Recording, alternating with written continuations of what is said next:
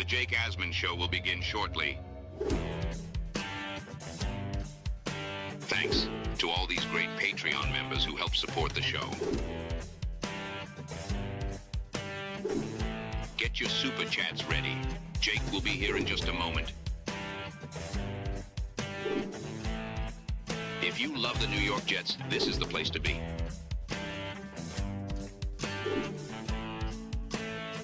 And now, the Jake Asman Show. A busy Tuesday for the Jets. They acquired several new players, including one that many believe is going to have an impact right away. We'll break down the latest and tell you what it means going forward.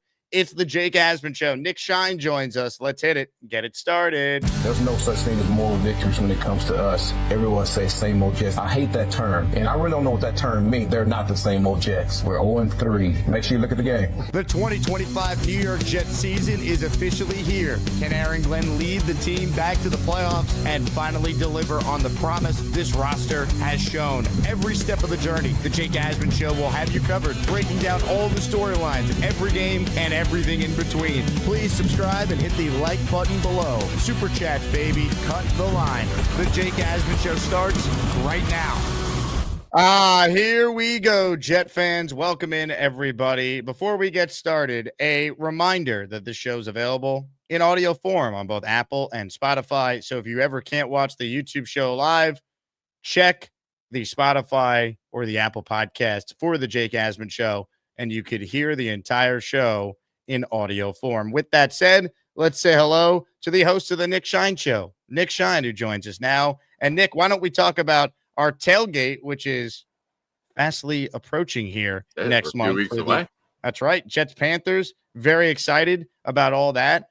We are going to be partnering up with Tailgate Joe. Joe does a tremendous job putting events together for Jet fans. And I know you and I are pumped to be able to get all our listeners in one spot, even if you don't have a ticket in Section 129. If you are someone who's just going to that game anyway, join us in Lot E26. If you want to join us, it's $55. It includes the tailgate, which is now BYOB, thanks to the New Jersey State Police cracking down on any, tailgated, ticketed event. But it's BYOB, but you will get all you can eat. Plus, we'll do a raffle for a bunch of awesome Jets-related prizes. And if you want to join us, you see the info there on the screen. Nick Shine on Venmo or on PayPal or Cash App. You see Nick's info there. So take a screenshot of the flyer. And if you want to join us at Tailgate Joe's Tailgate in Lot E26 for Jets Panthers on October 19th, starts at 9 a.m. All the info is right there. Yeah, Joe's doing a Asian bistro, I believe, that day. The DJ is 80s themed music. And like I said, BYOB. I'm going to see, for those of you who travel or like Jake, take the train in, I'm going to get a hold of a cooler or two with ice. So those of you that have to bring your own, you can throw it on ice for a little bit and take from there. So we're trying to make it as convenient as we can. All of the tailgates got hit with this, and they're still doing it as stories are still leaking out after the second home game. So looking forward to having everyone there. Get your tickets in as soon as possible. Joe has sold out before, so the quicker you get in, you're locked in. So I'll push that money over to Joe right away, and then the day of, just come see me. I'll let you guys know where I'll be, and you get your bracelet, and then you're good to eat and have fun.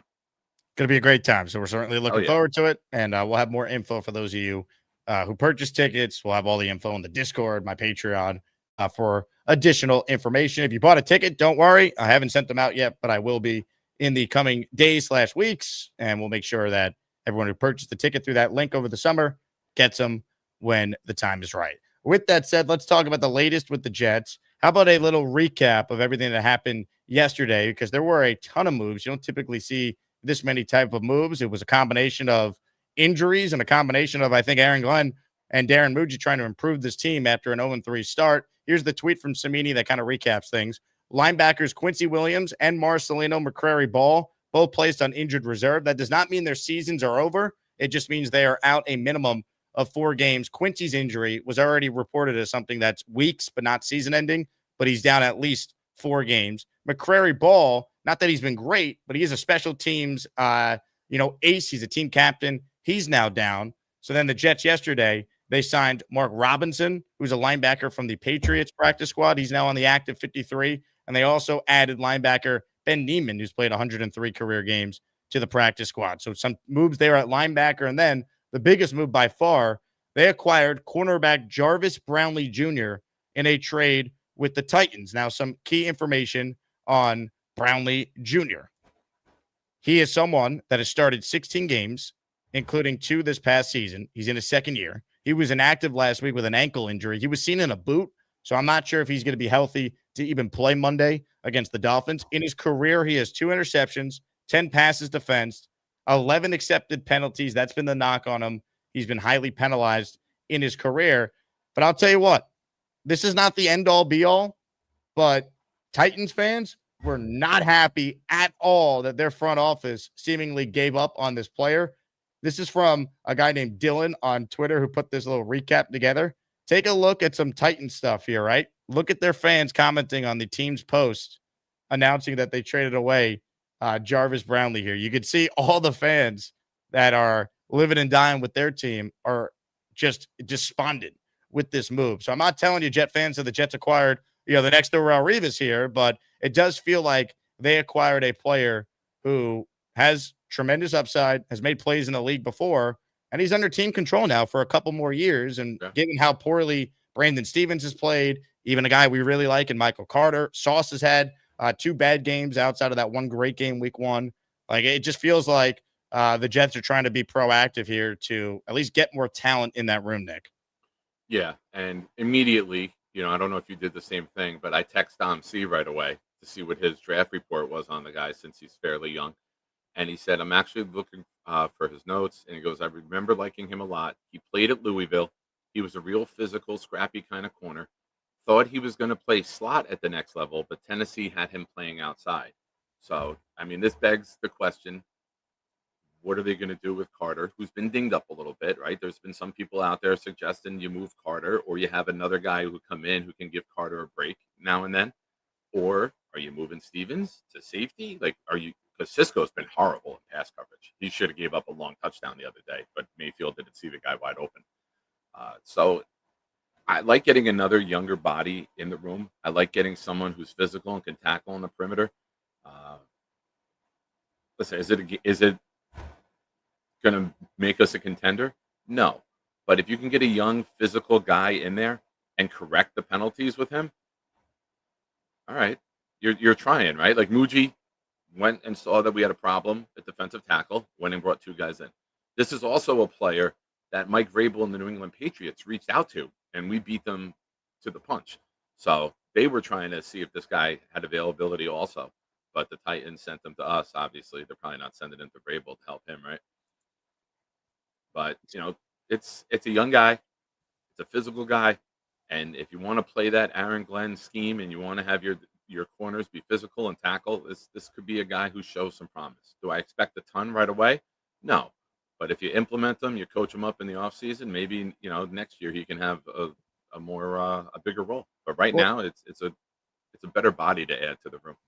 The fact of the matter is, you didn't give up really anything to acquire him. And it's similar to the Harrison Phillips trade and the Juwan Briggs trade that Darren Muji made over the summer. Like, it makes your room better. Now, those moves were like completely necessary, because if you look at, the defensive tackles they had before that, they were not, rosterable players in a lot of cases. So I like it because this guy's got some upside, and he's better than another 6th round corner that you could draft in this upcoming draft. So I like trading away late day 3 picks for more proven commodities, especially because this guy has flashed some talent. And for what it's worth, I know PFF grades aren't the end all be all. He's currently the number 1 ranked corner in football at stopping the run. So he's a physical, big corner that can make plays. So I think Aaron Glenn likes it. And look, big picture, Michael Carter was not a move that Darren Muji and Aaron Glenn made as far as the extension. They could get out of his contract after this year for minimum cap relief. So if they wanted to move on from Carter, they could. Or if Carter gets banged up again, you have more depth there. I do think the possibility of Stevens, moving to safety down the line could be in play, because they do have AZ Thomas, who they used a 3rd round pick on, and I'd like to see more of him. So it does give you some more options here, which I think is a good thing, because at 0-3, And the defense being, to me, the biggest reason why they haven't won a damn game yet. They've been unable twice to win the game and get a stop, and the Jets could be 2-1 right now if they were able to do that. I do like the idea of adding some talent to that room, especially when you lose a guy like Quincy Williams, who's had an up and down year, but he's a really good player. So your defense is taking a hit. So at least you're adding someone in Brownlee who is a good player that could help, add some more talent to your defense overall. Yeah. And an idea that I had last night was with Quincy being out and Quincy being someone who primarily will cover running backs and the amount that they throw to A-Chain out of the backfield, do you bring this guy in and allow him in certain sets to cover the running back? Because they will throw swing passes. They will get him the ball. Do you bring in Brownlee and say, you know what, we're going to maybe use you in the linebacker set and you be the guy that covers the running back out of the backfield? Since you can tackle well in the open field and you're physical, you might not want to have Kiko out there covering A-Chain, right? Because that's not a good matchup for us. So I don't know. I'm always looking at getting creative on the defensive side of the ball and doing things outside the box to put the advantage on our side. And if you got a guy who can run and can tackle, put him out there. 100%. Yeah, I don't see the downside to this move. And once again, it's not the end all be all, but Titans fans are big mad over this. That to me is a good thing because they watch them. And corner is one of those positions too, where unless you're watching a guy every game, every snap, it's tough sometimes to get a true evaluation on how good they are, because corner stats could be misleading. Darrelle Revis didn't get a lot of interceptions in his career. No one threw his way. So you have to sometimes watch these guys game in, game out to get a true evaluation. So I like the move. As far as losing Quincy, it's a blow. I do wonder, depending on how long he's out and what the Jets' record is, if he's someone that they'd consider moving closer to the deadline. He's a free agent at the end of the year. I don't know if they're going to be able to pay him after they already paid Sherwood and made that decision. So I'm not saying it's the end necessarily for Quincy Williams because we don't know, how long he's out for. Next time Aaron Glenn speaks, maybe we get some sort of update there, but we know it's at least 4 weeks. And if the Jets don't start winning some games here, Nick, you do wonder if a guy like Quincy, who's a free agent, could be someone they move just to get something if they know he's not in their long-term plans. Yeah, you want to start getting some W's here, and your schedule starts to be more favorable now. And, for those that are on the edge of the cliff, we're really 2 plays away. A kick returner not fumbling it, and Garrett Wilson breaking up a pass or stepping back another foot or two, catching it from possibly being 2-1. So I don't think it's as bad as obviously the results suck. We get that. But we're not as awful as I think the record says. And that's the way I'm viewing it. And, you didn't have Fields. You lost him after 7 quarters. You had a change to Taylor. You've lost AVT. You lost Jermaine. You lost Quincy. We're getting dinged up with some really key, valuable players. And I think we're close, Jake. I really do. And I don't think that it's as bad as a lot of people are making it out to be. Like, who had the Jets averaging 23 points a game? None of us really, right? We've had 23 points a game. We would say we're probably 2-1 or maybe even 3-0. But I think the defense will get corrected. And based on what though? Because to push back on you a little bit, like they've gone out there and they are on pace right now to allow a franchise record in points. Now you're down Quincy. Jermaine, we don't know what his status is. Like we knew that if they suffered a bunch of injuries, they were in trouble there because they didn't have the depth, and we're seeing that, especially at linebacker and edge, where they have already suffered, 2 injuries, and one to Quincy that we know is at least a 4 games absence. Like I don't know if it's getting that much better. Now that said, you want to try and give fans something. Go beat the Dolphins, who are 0-3. Feels like there's a lot of turmoil going on in that locker room right now. Some uncertainty with the head coach. Like, you want to say, oh, they're 0-3. What'd you expect? They're 8-1 combined record of the Jets' opponents so far. That's fine. Next couple games, you're playing teams that are all under 500, including a team in your division that has owned you. Like, go beat Miami on Monday night and we could talk. If they lose to the Dolphins, I don't know how anyone is going to try and spin any sort of positivity. Correct. I mean, if you lose to Tua, it's going to be awful to be on Twitter or in YouTube chats. But I think that a lot of the mistakes that I see on film are correctable. And that's the issue. It's not guys just getting beat all the time. It's the scheme. It's the other day, the Sterling Shepard play on the final drive. They did a 0 blitz. They had 2 guys on the bottom covering 3. It was a quick pitch to Sterling, and he just ran for 20 yards. So that's schematic shit. That's play call things that can get corrected. So I think Glenn's got to sit down with Wilkes and say, this is what we got to do here. This is what I want done here. You can't be doing things like this and leaving 3 receivers for 2 guys to cover. It just doesn't make sense. So I think there's a lot of correctable things. If they were playing at their best and still getting beat, then I wouldn't have any hope or I wouldn't have any faith. And I'm looking at it schematically. Schematically, there's things that we can do to put ourselves in better situations throughout the game. I'm not going to sit here and just throw my hands up or throw my hat at the wall because the play didn't work out. I look at it and say, why didn't it work out? And there's things that can be corrected and improved upon, in my opinion, from what I see. Assuming Justin Fields clears protocol, I think he should definitely be this team's quarterback on Monday. It feels like a good matchup for the Jets to have a similar game plan to what worked well against the Steelers. The Dolphins defense is allowing 145 rushing yards per game. So this is an opportunity to get Breece Hall going, get Fields going with the RPOs and different looks as a runner. Get Braylon Allen finally to have that big game that so many Jet fans were hyping all summer. Like, this has got to be a game where you score points, and can you force a damn turnover? I mean, the Jets and Dolphins, by the way, are the only 2 teams in the NFL that have yet to force a turnover defensively, because technically I thought the Will McDonald block field goal would count as a takeaway, but according to ESPN stats and info, it didn't. But seriously, a defensive takeaway, that is what they're going to have to do if they're going to win this game on Monday. Yeah, I mean, we've lost 2 games because of giveaways. So you see how valuable it is and how much it can change a game. You know, it can change your entire season. You know, if Gibson doesn't fumble and that pick 6 doesn't happen, we're sitting in a really good position right now, probably feeling really good about this team because they found ways to win games. Instead, they found ways to lose 2 games. So I know Tua doesn't turn the ball over often, but when he does, it comes in bunches. So if you can take away, and listen, we know what McDaniel's going to do, right? It's going to be quick passes, first read, get the ball out of his hands, use his scheme to get guys open, and have Tua get rid of it quick where they can set up a lot of catch and run. So you either got to get the pressure there quick, or you have to play up man press and eliminate it. You can't have guys 8-9 yards off the line and they throw a quick screen to like Tyreek Hill, and now you got 3-4 blockers out in front of him, or Waddle, or A-Chain. You got to put pressure up on these guys, play physical, disrupt their timing, and that's when interceptions will come. When you're 8 yards off the line, you're just asking for a quick pitch and catch and get 5-6 yards before you come up and make the tackle. So, again, it comes down to schematically what they're doing. Also, we're the only defense in the NFL not the Jets have just signed running back Lawrence Tefele back to the practice squad. So he's back, baby. Yeah, so champion. He's the guy that scored the touchdown in the last preseason game. Yeah, so they just brought him back.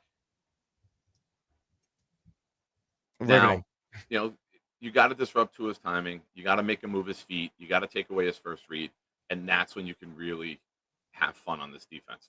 But they have to do that, and they haven't yet. I think after the first 3 quarterbacks we played, you see a drop off in the next couple of games, either inexperienced or Prescott's without CeeDee Lamb. Tua hasn't looked good. Then you got Nix, who's still young. There's young, inexperienced or overhyped quarterbacks on the horizon. We're not playing the best of the best right now. This is where you got to get these W's, and you got to get the ball. You got to get the quarterback. You got to put his ass on the ground. You got to knock the ball out. You got to find a way to change the game and make it easier for your offense. FanDuel is our presenting sponsor, and the latest odds for Jets Dolphins on Monday night. Jets a 2.5-point underdog. So despite how bad the Dolphins have been, the Jets are still an underdog going into this game. You could bet on the Jets in any sport, anytime with FanDuel Sportsbook. Now, a couple announcements here. Big ones for those of you who are watching the show live. Yesterday, we did, in fact, announce the winners of Asmaniac Raffle number 41. Congratulations to Luppy, who won the Darrelle Revis signed football, to Derek, who won the Sauce Gardner signed football, to Damian, who won the Wayne Corbett signed football, to Nick Shine's son, who won the bonus prize, the Garrett Wilson G5 shirt from my merch store. Now we're on to next week's raffle, and our top prizes include a signed jersey by each member of the New York Sack Exchange, Klecko, Lions, Gastineau, Salam. A signed jersey by Bart Scott that says "Can't Wait" on it.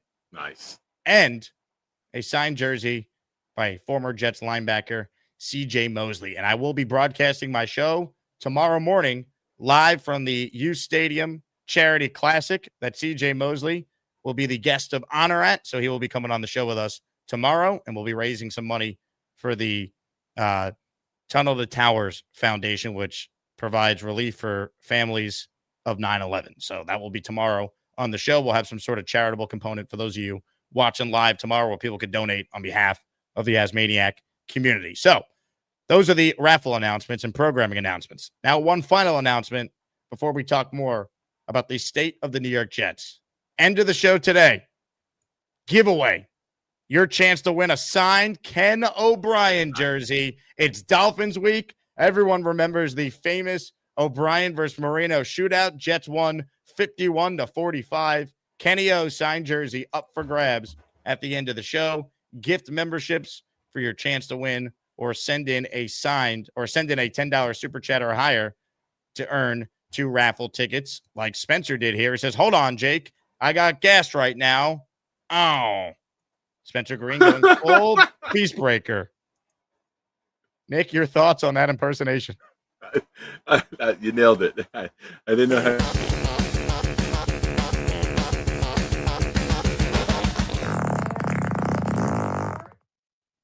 Thank you very much. Big Loyal says, what about C.J. Gardner-Johnson? I don't think the Jets are going to bring in a guy who was a malcontent and frustrated and didn't jibe well with coaches on a team in Houston that's also 0-3. So I don't think they're going to add C.J. Gardner. Now, if they did, I'd be like, okay, fine. We need more a-holes on this defense. Like, we need someone with, that mentality, I think. But I'd be surprised personally if the Jets put in a waiver claim on the former Texans, former Eagles safety. Agreed. And what are you going to do? You're going to sit Malachi Moore? Were you trying to see if this is your safety of the future to play this guy? No, I don't see them kicking the tires on this at all. Houston just traded for him in the offseason, and they just flat out released him after 3 games. So right. That's a major red flag for me. 100%. Ladies and gentlemen, memberships flying off the shelves. Colin Wolford in the house. He just gifted 5 channel memberships. Colin, this is for you. Hello. You play to win the game. Today we're playing to win a signed Ken O'Brien jersey. Kenny O. Bo C. Who else but Bo C? He just gifted the Asmaniac community 5 channel memberships. Bo knows football. Bo knows baseball. Bo knows tennis. Bo knows basketball, too. Bo knows channel memberships. Bo, appreciate your support. As always, if you got a membership from either Colin or Bo, make sure you thank them. I'm going to play you some audio here that I think is very interesting here. This is from Connor Rogers on Badlands. Of course, everyone watches Connor on pre and post for the Jets on SNY. This was Connor sharing his thoughts on the Jarvis Brownlee trade and some interesting takeaways, I think, on potentially what it means for the future of this team going forward. So my first taste of scouting him was when he got to the Senior Bowl. He looked really good at the Senior Bowl. He played over 2,500 snaps at both Louisville and Florida State. So he played a lot of college football, but he was just so feisty and competitive and physical. I haven't followed his NFL career closely as people that follow the Titans and cover the Titans. It does seem like penalties have been an issue. He gets grabby. I have a lot of working theories with this one. Number one, I think they got good value here. I think Brownlee is better than a 6th and 7th round pick swap. Number two, this is a regime frontlined by Aaron Glenn that has been feeling out what he has in the building. And I think he's bringing in guys that are more in lockstep with him and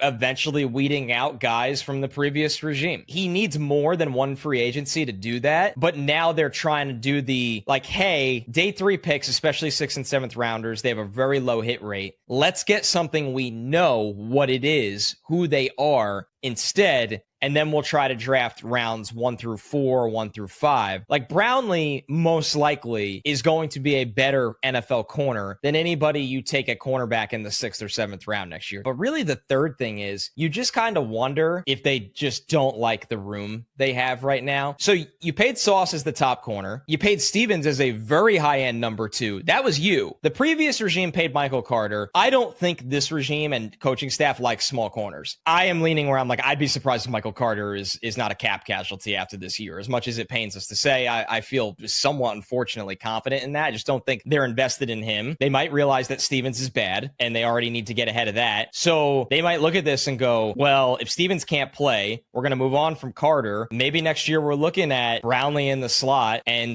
Azaria Thomas and Sauce on the outside, and the value added up for us right now. This to me, unlike the D-line one, was like, we kind of want to shake things up and maybe even send a message. I hope it works, because I have been so disappointed with the Jet defense. And Aaron Glenn can't come in and say we're going to win now and going forward. Have 8 of its 11 starters back on this defense. They paid Stevens. They chose to make that move. They chose to pay Cisco.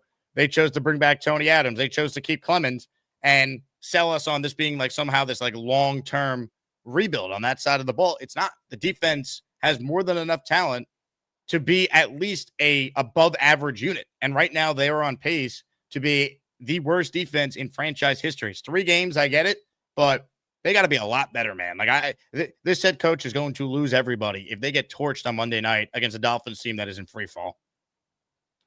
Yeah. And I think, part of this is Jets luck, right? Michael Carter's made 2 good plays this year. Both were negated because of the Clemens hit on Allen and then another penalty that the Jets accepted the other day. Like, he got us off the field on 3rd down, but then, other things happened. But Carter hasn't played well. I totally agree with Connor that they do want tall, longer, rangier corners, maybe even in the slot. So I think that's a tremendous take. And I think if you're looking at what they want to do with this defense, they're not going to commit to Stevens. If Stevens isn't their guy long-term at corner, they're going to play their guy. And if they got to eat the money, they'll eat the money because they're going to do what's best for the team. They don't have any allegiance to any player, any contract, any check. They have allegiance to getting better as a team. And if Thomas is better than Stevens, then you fucking play him. If Brownlee is better than Carter, you play him. And you deal with it. Because if you're going to have accountability and you're going to cut a guy for a fumble, everyone's ass better be online. Because if you're not performing, someone else will come in and try to do your job for you and eventually take it. To me, it's just it's unacceptable for this defense to be this bad. And once again, all you need to do is get one stop at the end of this game, and your entire season could be having a complete turnaround. This could have been the Cleveland Browns win on my birthday in 2022, where you had no business winning, but you stole it, and then all of a sudden they rode that momentum and were able to get off to a 6-3, 7-4 start. Now you buried yourself, you put yourself in an 0-3 hole, and in all likelihood, you're screwed. But can you at least show some fight? Like, no one's expecting the playoffs, but the upcoming schedule is favorable. And if you're the Jets, you have to start winning football games, period.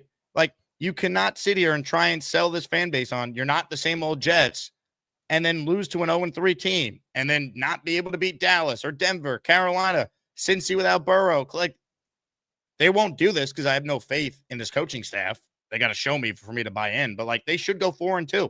And then you're 4-5 going into your bye with a chance after the bye to beat the Browns. Or who do they play after the bye? Maybe it's New England on They Thursday got night. the Browns on Sunday, then we go to New England on Thursday. Like, go 4-2 right now, right? And then put yourself in position to get back to 500. Like, that's what I want to see happening. Do I buy it? No, but Aaron Glenn's saying if you're not the same old Jets, well, that's what you should do. That's what you should do. That's not unreasonable to expect that. 100%. This is where we were hoping to, when I broke down the season schedule, I broke it down into 2-game seasons. Pittsburgh, Buffalo, win 1. Tampa, Miami, win 1. We beat Miami.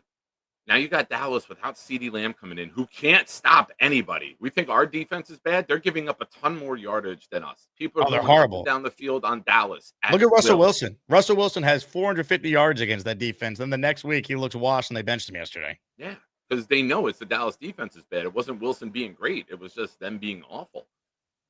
Denver, going to London, you never know with that trip how it's going to affect each team. So that kind of is a great neutralizer. And you got Carolina, who I know they had a big win this past week.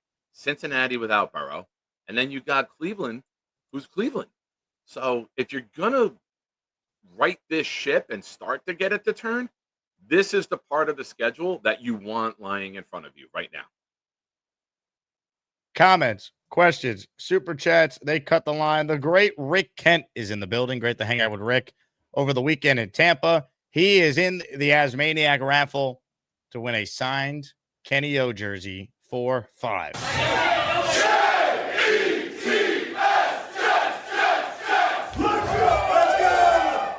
Rick, thanks for always supporting the channel. Phone line's open for those of you who want to get in on the conversation. Big fella checks in with a super chat. It's hard to play defense 10 versus 11. Clemens is that bad. Add Stevens, Carter, and Adams to that, and this is how you get the worst defense in Jets history. I mean, Clemens is unplayable, and the fact that they continue to put him out there is a huge indictment on this front office and on this coaching staff, because we all knew he couldn't play.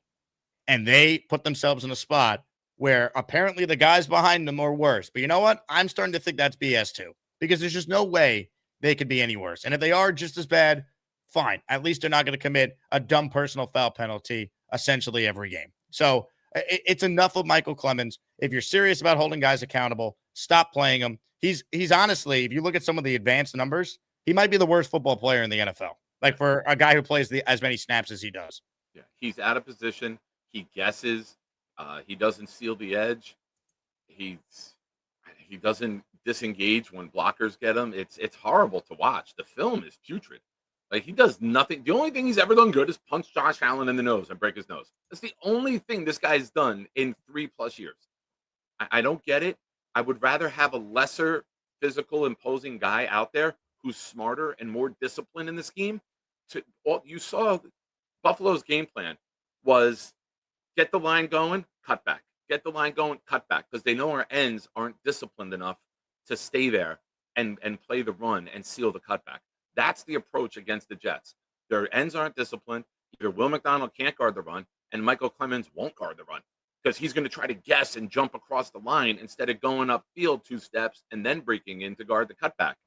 It's really piss poor film, and I don't know how he's still playing. It's embarrassing. I mean, and it's not even just him. The entire defense not knowing how to tackle. You see the screenshot on your screen, everyone? Bucky Irving gained 25 yards on this play. This play here, Bucky Irving gained 25 yards on this play. The Jets missed 19 tackles in this game on Sunday. They missed a ton of tackles week 1, even more week 2, and this past week was an abomination. I mean, ridiculous. They had 10 missed tackles in week 2 and 8 in week 1, and then they just had 19 in a single game.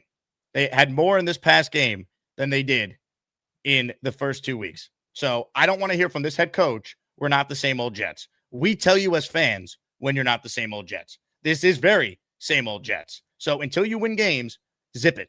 No one wants to hear that.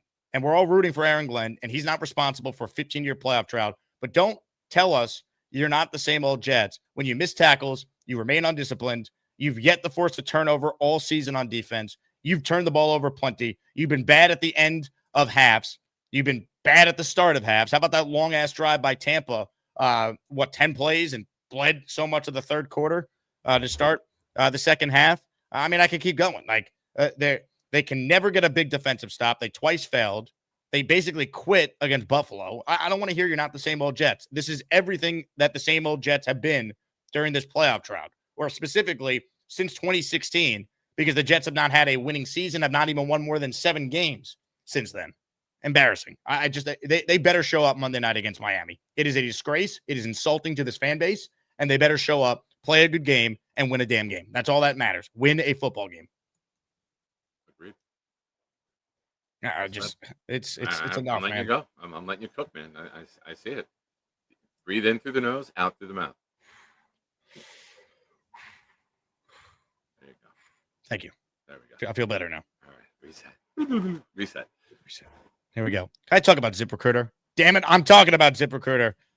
Ladies and gentlemen, if you're trying to hire great candidates, all right, you're in a position of power. Use ZipRecruiter to help you make it happen. The future of hiring, it looks much brighter than the New York Jets, because ZipRecruiter's latest tools and features help speed up finding the right people for your roles so you save valuable time. And now you can try ZipRecruiter for free at ZipRecruiter.com/audio. With ZipRecruiter's new advances, you can easily find and connect with qualified candidates in minutes. See a candidate you're really interested in? you can unlock their contact info instantly. Over 320,000 new resumes are added to ZipRecruiter monthly, which means you can reach more potential hires and fill roles sooner. No wonder why ZipRecruiter is the #1 rated hiring site based on G2. ZipRecruiter.com/audio. Use ZipRecruiter and save time hiring. Once again, 4 out of 5 employers who post on ZipRecruiter, they get a quality candidate within the first day. And if you go to ZipRecruiter.com/audio right now, you could try it for free. Again, that's ZipRecruiter.com/audio. ZipRecruiter, the smartest way to hire. Open phone lines for those of you who want in on the conversation. Let's say hello first up today to a man who is trying to get a job. J-O-B, job. Hello, how you doing, Jake? Hello, I'm here Bob. to see you today. And hello, Nick. The communist is here. Hi, communist. Hi, I saw your show last night. I appreciate it. Yeah, I do. So, Jake, how you doing today? I've been better. Oh, I'm doing good. It's pouring out rain though today, but I did. Thank you for letting us know it's raining. I know, Jake, you're funny.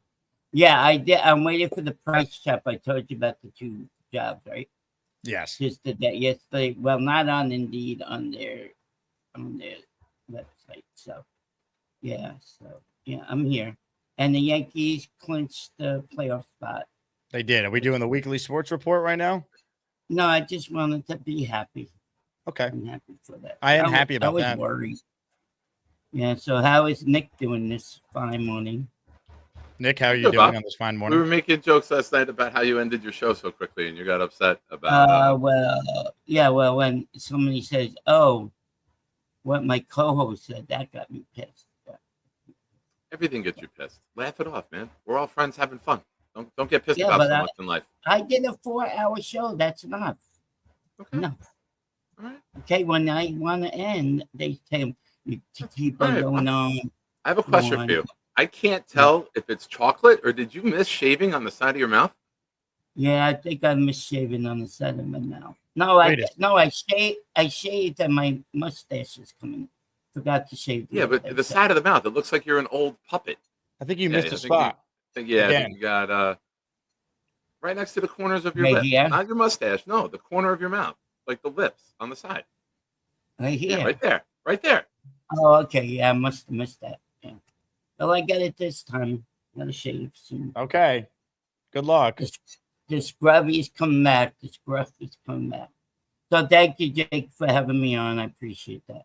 You got it, Bob. You have yourself a great day, all right?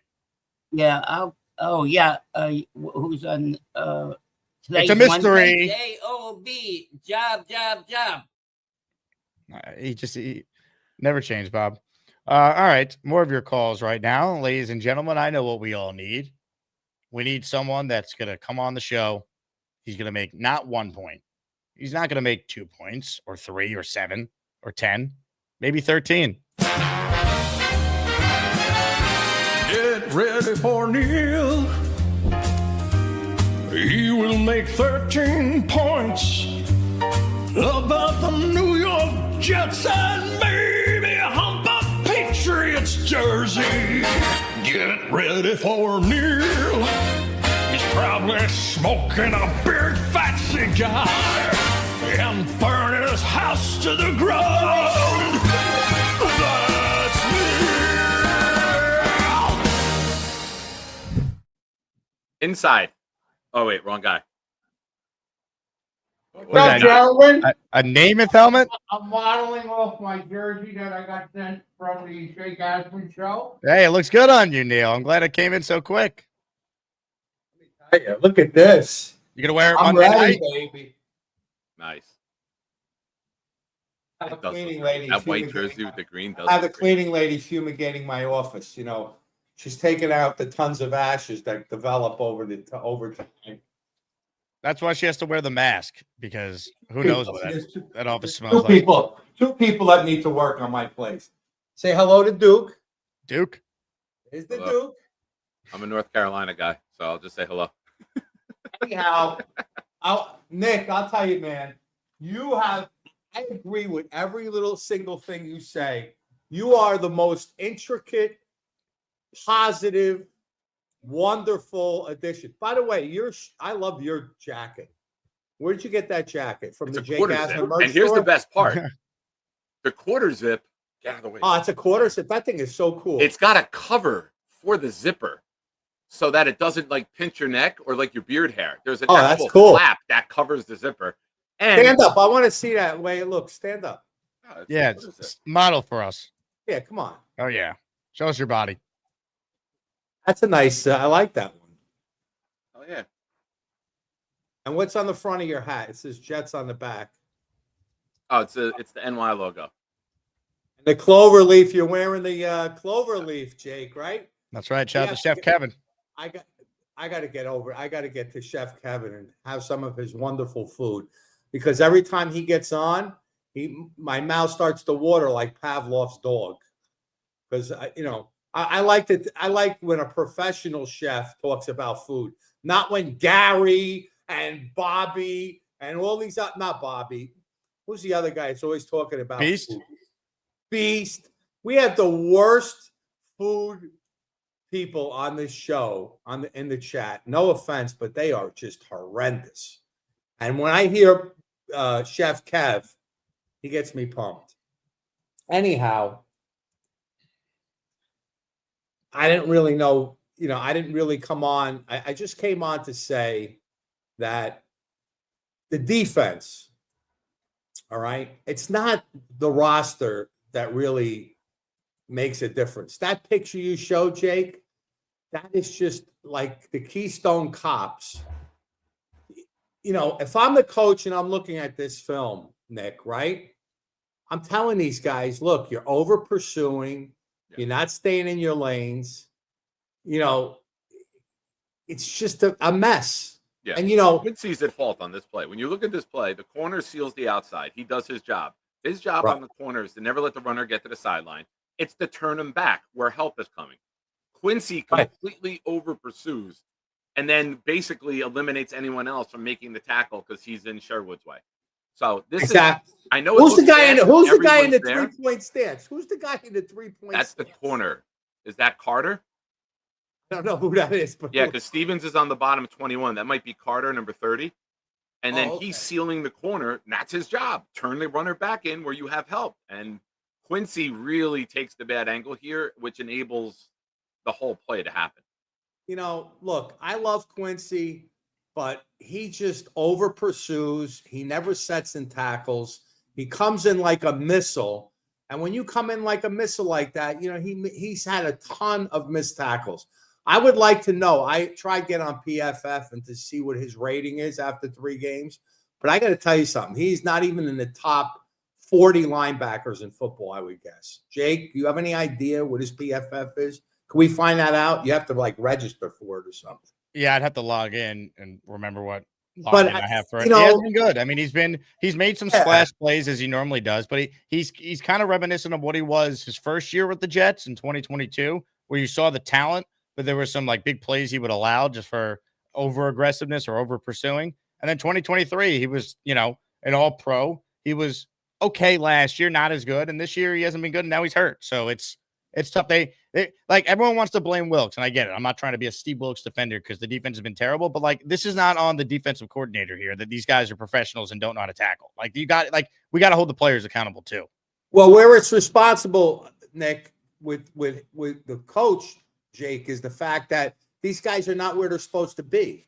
I mean, look, when Bill Parcells came in to coach our defense, I should say Belichick came in to coach our defense that year, the roster was not even that different than it was the year before. Right. Yet our defense made a gigantic leap forward. I was seeing guys on the roster make plays that they would never have made previously, because when Belichick was coaching the defense, he would go on the field and say, "You moron, stand right here and don't move. When this play comes, you stand here. You stand here. You stand here." And he was so good at it that if they just stood where they were supposed to, the ball hit him in the hands. That's how intricate his defenses were. This looks like a bunch of Keystone Cops running around with their heads like chickens without a head. He has to get these guys organized, show them where to be on the field, have them have gap discipline. And if they just could do that for one game and let the play come to them instead of them chasing down people like it's backyard football, I think our defense will have a much better result, Nick. Don't you think? Yeah, I mean, you got to be disciplined. There's guys who are meant to free up and make plays, and there's guys whose job are to eat up the blockers. And when you have Clemens as an end trying to crash down and make a play, which just leads to a cutback, you're not doing your job. So whether it's not explaining it or not executing it correctly, Wilkes has to figure it out quickly, because with the speed and the scheme of McDaniels in Miami, they're going to look to take advantage of that. They're going to look to get us misdirection. They're going to look to get us over pursuing. They're going to look to swing it back the other way. And they're going to look to get big chunks of yards on us, because the film to date in 3 weeks shows that we're susceptible to mistakes. We're not disciplined in our scheme. That's the biggest issue. We better not show Miami anything that we've had on film the last 3 weeks. And I could just say that the reason why I'm not like super skeptical, and like you said earlier, we have scored points on offense. That is something that none of us expected to be at this point. If anything, we expected our offense to be behind and our defense to be excelling. Correct, guys? Yeah. And it's been the opposite. It's absolutely been the opposite. So I have to attribute that to two things. One is these guys are learning a whole new scheme with Wilkes, because his defense is entirely different than Sal's, right? I mean, schematically, the wide nine, all the shit that Salah drilled into these guys' heads for the last 3 years is totally different than what we're doing right now, Nick. Is that accurate? Yeah, but why are they this bad, even if the scheme is different? Because it takes time, Jake. It's like these guys have been tying their shoes the same way for 3-4 years now. I mean, they got to learn to tie the shoe a different way now. Force a turnover, Neil. Force a turnover. Brandon Stevens dropped a pick 6 week 1. They have a win right now, and we don't have to hear about Aaron Rodgers getting revenge. He throws a game-losing pick 6. Okay, those are all things that they have. Those are things you work on. Look, I don't doubt that the tackling is an issue when guys are over pursuing. If you can't get your hands on a ball carrier, how are you going to tackle him? And that play you showed before, nobody touched the guy. Yeah. And those aren't missed tackles. That's not a missed tackle. When Metcalf ran around this way and this guy going that way. Yeah. When Metcalf ran around Michael Carter week 1, it's not a missed tackle because he never made contact with him. Listen, Quincy was the problem on that play. It looked bad for everyone else, but everyone else had him sealed. They're ready to make the tackle. Quincy comes in like the road runner, over pursues and creates the cutback lane, and now everyone else bowling ball pins went into one another. And that he was doing that, by the way, when he first came to us. He was like that unguided missile that was like had talent that they were kind of lassoing him in to be more controlled. Yeah. And he had that for a while, but it seems like he's reverted back to where he was his first year with us, right? I had a player like this. When you play that aggressive and you try to always make that monster hit, you're going to take yourself out of position sometimes. Sometimes it's better as you're closing in on the runner. They teach you this in Pop Warner. Break down. Exactly. Nobody's breaking down. Let me and Neil in unison here. He breaks down. And if he just breaks down and seals the cutback, everyone else closes in, makes the tackle. But him coming in, trying to make a big hit, takes him out of position and creates awfulness for us. Now, this guy, Brandon Stevens, okay, I harken back to a defensive back. I tried to remember who we took. This guy was a long time ago. We took a big bag of money and gave it to a guy that came into the Jets. What? Tremaine Johnson, the cornerback from the Rams. That guy. Nick, you're million. Good, Nick. I like you, Nick. Nick, that son of a bitch took a bag from us and loafed around the field. And I don't know how long we stuck with him, but this guy, Brandon Stevens, bro, he looks exactly like that. And I'm going to tell you something. They better get him the hell off the field. Stevens' effort is there. He's just not playing well. There's a difference. Didn't have that effort chasing down the guy at the end of that game. He wasn't chasing down. All right, yeah, well, that's... He jogged a little bit. I right saw there. A little jog in there, and he probably would be better.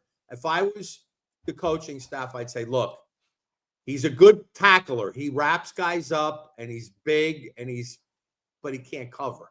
I would try him at safety because, look, Cisco is not doing shit. And, he's not a ball hawk, and he's big. Cisco's a big guy.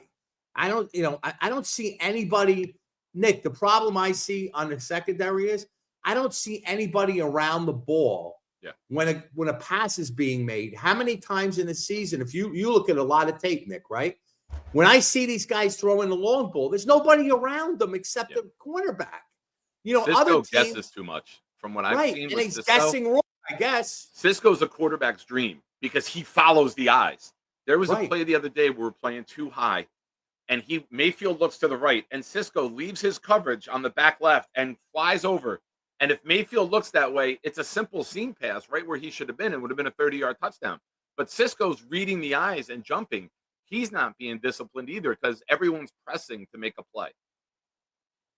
Look, let's just hope that the defense gets its shit together and puts on a performance against Miami. I mean, if I'm watching a tape on Miami, all the things that they have done, all right, and all the deficiencies we've had on defense, I swear to God, if we play like we played the last 3 games, they will put a 70 burger on us. Yeah. That they're capable of putting a 70 burger on the defense we've had the last. The way their defense has been playing, we're capable. I get it, but we're not them. Okay, we don't have 3 games in. You're taking the over. I get it, but I get it. But guys, I'm telling you, Jake knows we 44 and a half. Bet the over.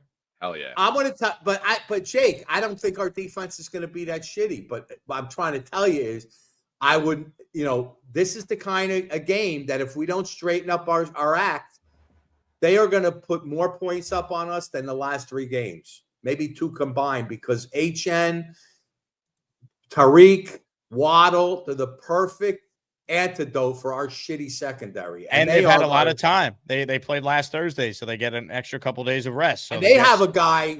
They have their Braylon Allen, and their Braylon Allen, that big back they have, he's doing a job. He's breaking tackles like nobody's business. They have a really good back, a power back that we better be ready for also. So, look, am I optimistic about Monday night? No. Do I think we could win? Yes. Can I by Friday we'll be picking them to win? Yes. No, I don't. Bullshit, Jake. I have not. I had the 4-win smell like you from the very start. Okay, don't give me that shit. But then right before the year, you were very positive again. Have to, Jake. I'm a Jet fan. I know you don't talk myself into being positive. What the hell am I doing on this show? I love it. What am I doing? What am I doing watching the Jets? Okay, and I'm sitting here watching the Mets last night. I'm a Met fan too, but. Great win. They came back down 6-1. Okay, guess what? To me, that the Mets making the playoffs and all that shit, they could win 3 World Series in a row. I want 1 fucking playoff game for the Jets. More than that. This man loves the Jets. You love it. We need it. Our heart needs it, guys. These goddamn exploding cigars. Gotta go, Jake. I'll call back later. Shit. I love a good Neil call. What's funny is he has the cleaning people there. He's like, we're fumigating the office as he's smoking a cigar as they're cleaning the office. He's not going to stop smoking a cigar. That's his. I only wish that call was longer. I had more questions for him. Big fella. It's hard. We already read that one. Bo C in the raffle for 2. Let me reset, by the way, for those who joined the show late. Awesome giveaway today. If you're an 80s Jet fan, specifically in honor of Jets Dolphins, O'Brien versus Marino, we're giving away a signed Ken O'Brien jersey at the end of the show today. Hopefully, Justin Fields from one number 7 in Jet history to another will play awesome Monday if he is, in fact, the starter again. Regardless of what we watch of the first 2 games, this week will be the truth about what this team actually is. No more excuses. We all know what this game means for our season. You owe us. I agree, Bo. Look, it's one thing to say, the opponents have been really good, and I get it. There's no doubt. The combined record of the Jets' first 3 opponents is 8-1. Fine. Miami's 0-3. Dallas is 1-2. Denver's 1-2. Carolina's 1-2. Cincinnati's 2-1, but they're 0-1 without Joe Burrow. Cleveland's 1-2. There's some winnable games here. You have to. No one's saying you had to make the playoffs this year, But if you want players to still be bought into a new culture you're trying to set, you got to give them some proof that what you're preaching is working. And the only way to do that is not to say you're not the same old Jets, is to actually win games and prove this is not the same old Jets. A little bit of personal breaking news for you. Text just came in. I got the vacation day Monday. He told me no. He just texted me now. I will be booking my trip. I am going down to Fort Lauderdale. I don't care if I go solo. If anyone's going to be down there for the Miami game, let's connect. I will be booking it. I'm going to leave Sunday or Monday morning. I'm not sure yet. I'll get to those details later. But I just got the okay for Monday. Jake, let's go. Let's ride. Wow, you're going? You're going? Go.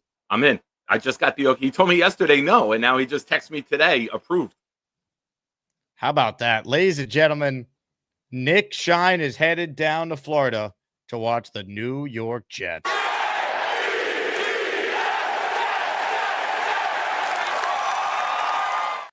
Bring us a win, Nick. I tried to do my best in Tampa and didn't work. So if anyone's going, hit me up. Let's get together. Let's get a W. Love it. More calls. Chef Kevin in the house. What's up, Chef Kev? I knew you had to call when you saw me rocking the Hey, come clover on, leaf. man. I'm in the kitchen right now, man. So it's hard for me to call in. When I'm working, when you have these kind of shows, man. But with the love and then also seeing my guy Shine, man. It's always a pleasure, man. Just had to tap in. Say thank you. I was earlier today. I was on a BG show, so I said a lot. So I don't really have that much more to add on to the stuff. It's just at this point, man. Just it's hard to get around like, oh yeah, we got this going great for us, on offense or defense, special teams, for somewhat, I think we're okay. It's just like the return game, like punt return, kick return, like just put us in better field position. Hopefully that'll come around. The field goal block with McDonald, I mean, that was solid. And who would have thought at this late in the game, just 3 weeks in, that McDonald has more touchdowns than some of our offensive players, man. It's like, it hurts a little bit, man. But at the end of the day, man, a lot of us really didn't have that much wrapped into this. Like with us having multiple digit wins this year, I kind of feel like, it's just still an evaluation. But then with how we're losing, like that's the stuff that really hurts, man. And Jake, I know just based off your Discord and, your shows and, seeing the other people, the Asmanics that were down there, that Tampa stuff, amazing time. But, just like how this stuff normally goes, man. It's like, everything is great up until the game, which is out of our control. And then it's just like, all right, it didn't look all that clean from the beginning. Yeah, we had the lead first, but then it just, the stuff that was happening. And, I don't want to repeat everything that everyone's been saying, but, it's just like the heart, man. Show a little effort, man. Like, that's it, man. If we see it, if we see some discipline stuff, if we see some improvement, because, hey, look, like what Glenn's saying in the press, like, yeah, we're going to clean up. Yeah, we're going to get better. But guess what? All the other NFL teams are doing the same thing. They're all getting better, man. And it's just for us, it's like we're taking steps back, man. And then with the penalties and the injuries that we're having right now, it's like, man, is this stuff really going to get better? The offense, are we going to put more points on the board? Are we going to look better coming out the gate? And Tyrod, like, in the passing game towards the end, yeah, it's like, working a little bit. But I like what I saw, man. I like the pocket presence that Tyrod had, man. And yeah, he got a little bit of wheels, but is this something sustainable? Are we going to have Tyrod for 2-3 years? No, it's not realistic. But can we get other people involved? I want to see Braylon, man. Like, a lot of people are high on him, getting him involved in the run game, man. Brees, I still really haven't seen him in the flats. Yeah, he had a great week 1, but then it's like, it's kind of falling off. And then who's to blame on that? Like, there's certain situational stuff where they're stacking people in the box, just offensive line. Like, I don't think it's that much of a struggle, but hey, man, Bosa did his thing last week. And this week I didn't really see much of like pancakes, physicality, just people really angry and mad and just want to get this stuff going, man. It's like, you can say what you want about Glenn dancing and doing whatever on the side. Like, hey, we all of it. If you're a Jet fan, when you saw that block field goal, going for a touchdown, everybody was hyped, man. Everyone was happy. Then it's like, all right, well, was there too much time left on the clock? Could have done certain things or whatever. Yeah, I get it. But then it's like at the end of the game, like 0-3, we had it right there. Like, you got to be pissed the F off, man. Like, I was mad, man. But, you know, it's the effort, man. Knowing like, yeah, all right, we're 0-3. I didn't have us winning those first 3, but yo, the Dolphins, that's a winnable game, man. And to sit here and tell you and everybody else like, yo, X, Y, and Z is the reason why we're going to win the Dolphins, like, to be honest, I don't really have that, man. I don't. It's just a conference, like it's a divisional game, man. You know, it's Monday night. It shouldn't be that hot for us. We're Tampa, Jake. I mean, you could speak for them. Like, yo, it looked like it was torturous out there. People leaving on stretchers and stuff, oxygen masks, as maniacs leaving, like, with there's still more time in the game. Like, yo, the conditions was tough, man. But at the end of the day, there's no excuses. Everybody deals with stuff, and you just got to put your best foot forward. You got to win a game, Chef Kev. That's it. I mean, you want to excuse the first 3? Let's go. Did you do that all on one breath? I'm trying, yo. I got, you know, shout out to my Jewish brothers and sisters, man. Potato pancakes, latkes, man, aka nobody. I'll tell you, nobody has better applesauce, fresh homemade applesauce, than us here at the Cloverleaf, man. We do our thing, you know. We do it right. You know, I try my best, Nick. You know, I'm not professionals like you. I don't doubt your game, my friend. I know your game is elite. I just love football, man. Like you guys, like everybody else, love the Jets, man. Yeah, it hurts a little bit with what we're seeing, man. But at the end of the day, effort, man. I just want to see that effort. And if we give it, if we're seeing it, then we have something to like really be happy and prideful on.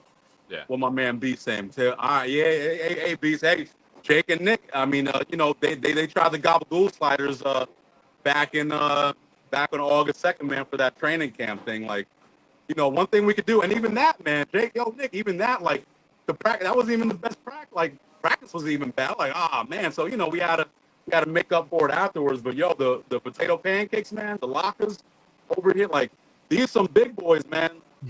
The crunch and all that. I love it. Chef Kev, you're the man. Enjoy it. Come on, just get this win, man. Let's go. I love it. Great call from Chef Kev, repping Cloverleaf Tavern on the show. Hell yeah.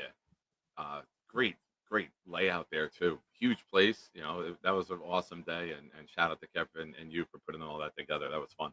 Yeah, great spot, man. Great spot. If you're in the area or going to a Jets game or planning a weekend trip, support Chef Kev and the Cloverleaf. They're awesome. And if you're not in the area, it's worth the ride. Yeah, food is excellent, honestly. So a couple of things that I saw early in the game. Everything I said last week leading up to this game, I wanted quick passes out of Taylor's hands. We did that on the first drive. I wanted them spread out a little more where we can hit the run. We did that. And then we get down, it's 3rd and 4. And we throw a fade to the end zone to Garrett. Like everything was quick, precise, precision. And then we throw a fade to the end zone that bounces 5-6 yards ahead of them, and we settle for a field goal. I want to see, and we did a little muddle huddle there on that too. We did speed it up a little bit during that opening drive. And then we went away from that. Like, spread them out, put their defense in space. Miami does not have a good defense. Allow them to try to make tackles in space where maybe we can get Arian Smith going. Hopefully, Josh Reynolds is back this week. Who would have thought Josh Reynolds would have such value to our offense? He goes out, and then now all of a sudden we don't have anyone. Like, I don't think the anyone GM did a bad job. Yeah, I mean, that's not good though. Like the GM and the head coach, who has more power than the GM, did a terrible job of that position. I mean, Alan Lazard being on the team, joke. Yeah. Reynolds being the important piece they need back, joke. Like, not good enough. Sam, super chat. The GM stinks. He had a terrible spring. At some point, we need to start looking at this area. It's been unimpressive with a lot of his moves, Sam, but he's in year 1, so he's not going anywhere yet. You got to give his draft class time, but early on the returns aren't great. But Membu looks awesome, so that will save him if Membu turns out to be a long-term right tackle for sure. Look, I mean, the day 3 picks, they traded up for Tyler Barron, by the way. He can't play. Like, that's a huge problem. Okay, but let's break it down. Membu looks like he could be elite. Taylor is going to develop. He had 4 catches the other day. Not a lot of yak, but 4 for 18. But he's going to be one of your top 3 receiving weapons, right? With Brees and Garrett probably getting ahead of him. Now, A.Z. Thomas looked good in a small little sample. Smith is probably going to be your 3 or 4 for the future. And then Malachi Moore might be your starting safety. So your top 5 picks could all be guys who are part of this core. I'm not saying what any has of them Arian are going to be Smith done, Vonnie Lott. What has Arian Smith done that you feel like he could be a long-term 3? I think his speed is something that they want to implement into this offense. When you look at the Detroit Lions passing attack, it's all about speed. Yeah, because they drafted Jamison Williams, or they hit on Amon-Ra St. Brown.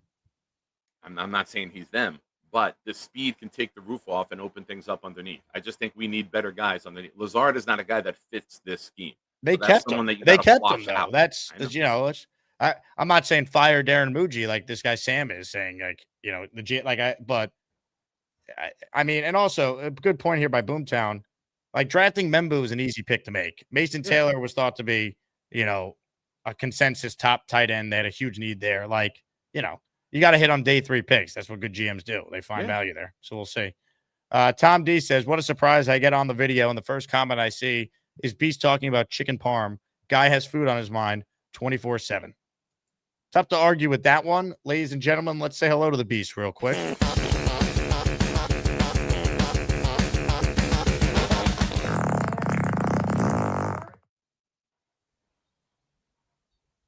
Shit, that potato pancake was good. That looked like a B+.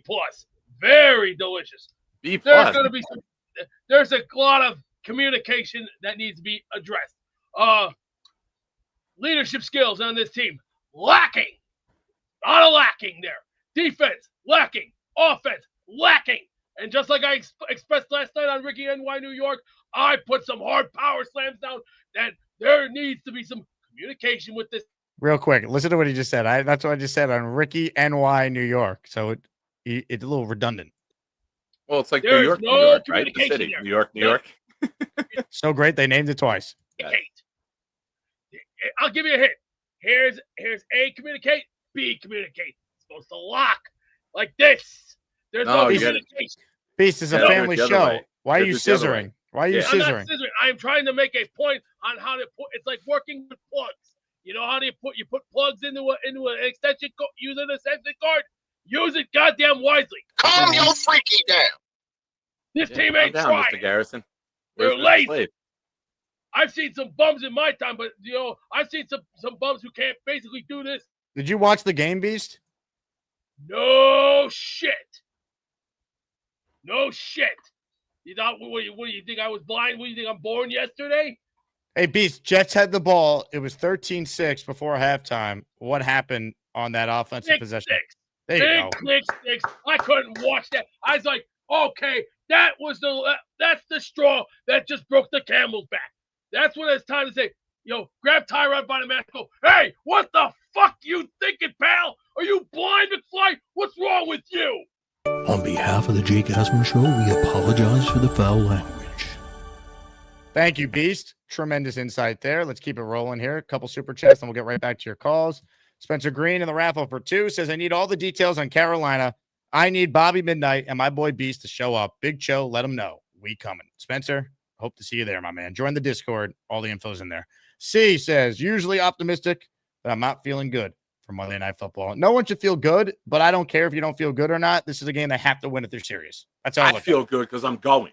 And Nick Shine's going, so they have to win with Nick Shine in the building. Oh, yeah. I haven't been to a game yet. So if that turns around, I'm more than likely going to be at Dallas the following week. My friend's son just defeated brain cancer. Jets came out to visit him, made him honorary captain, and he'll be out there for the coin toss, and got to go support him and the Jets. I hate Cowboys fans. I have not wanted to go to that game because I wanted to avoid them, but I got to deal with it. Go support my buddy, JP. Ryan McCarthy with a super chat. He says, we just passed the 39th anniversary of that epic O'Brien versus Marino shootout. Get me in the raffle. Thanks for this morning's show, Jake and Nick. Ryan, you're in for 2. For those who missed it, we are giving away a sick prize this morning. Signed Kenny O jersey. Ken O'Brien signed jersey. And I went and pulled the box score from that famous 51-45 Jet win over the Dolphins. Ken O'Brien that day, 29-43, 479 yards, 4 touchdowns, 1 interception, quarterback rating of 126. Dan Marino, 30-50, 448 yards, 6 touchdowns, 2 picks, quarterback rating of 112. Jets won the game 51-45. Nick, I know you were a fan around that time, of course. What do you remember about that shootout? Jake, that's the game that made me a Jet fan. That was my first game. My grandfather took me, and that was my first game at the Jets, and I fell in love. And I was like, you know what? This is great. This is the greatest team I've ever seen. We're going to win so many games in the future. Yeah. Yeah, that was the overtime walk-off. Wesley had 4 touchdowns that game. including the walk-off. Let's see. Wesley Walker, he finished with 6 for 194, 4 touchdowns. Yeah, unreal, man. Unreal. Shout out to That was one my of the first greats. game. Rest in peace to my pop-pop. He took me to that game, and that's why I'm a Jet fan.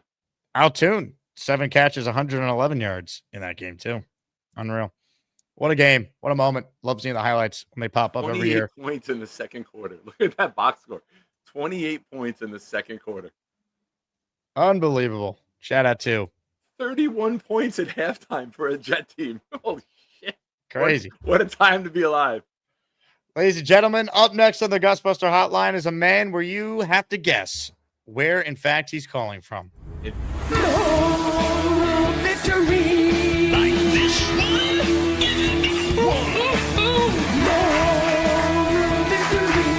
Lose this one, then that one. This Jets coach, he thinks like this one, then that one. My bad. I played the wrong intro. It's fine. The Kyle You know- Clifton call. I like it. I'll tell you, I don't mind the dancing so much. I do mind the losing. It's upsetting. I agree.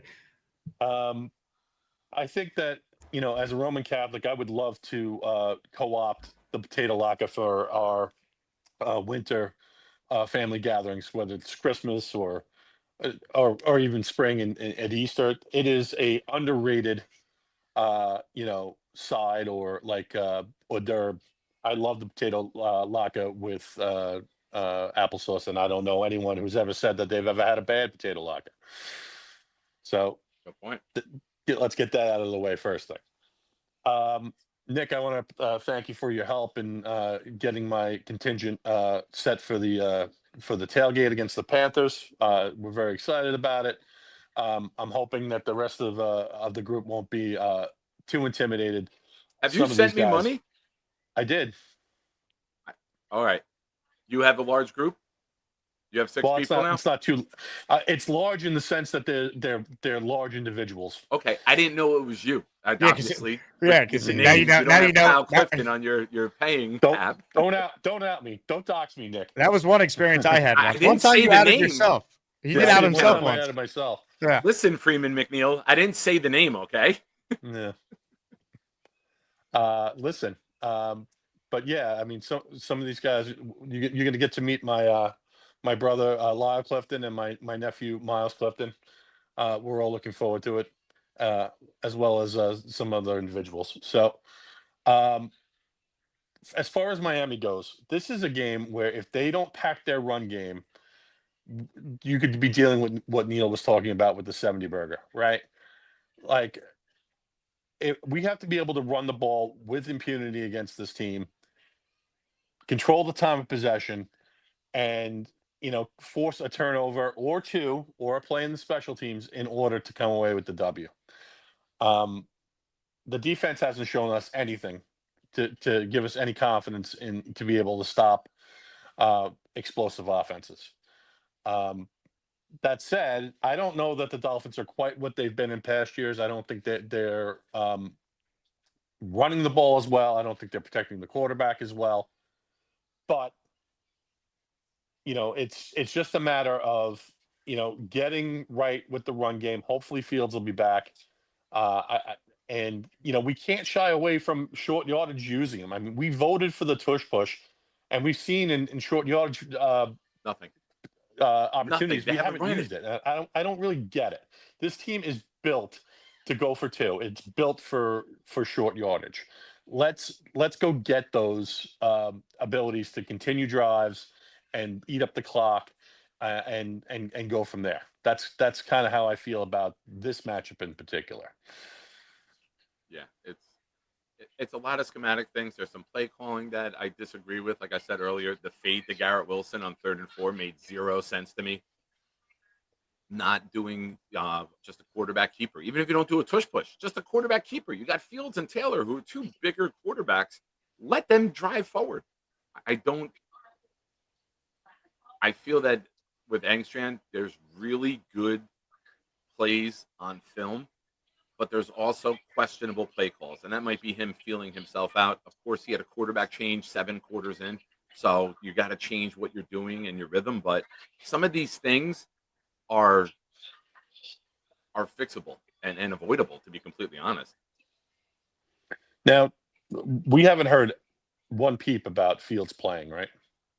No, and I've been unable to confirm whether or not they're practicing today or they're not going to because of the Monday night situation. Did you guys think that he went into fencing position after? Did you see that kind of? I did not.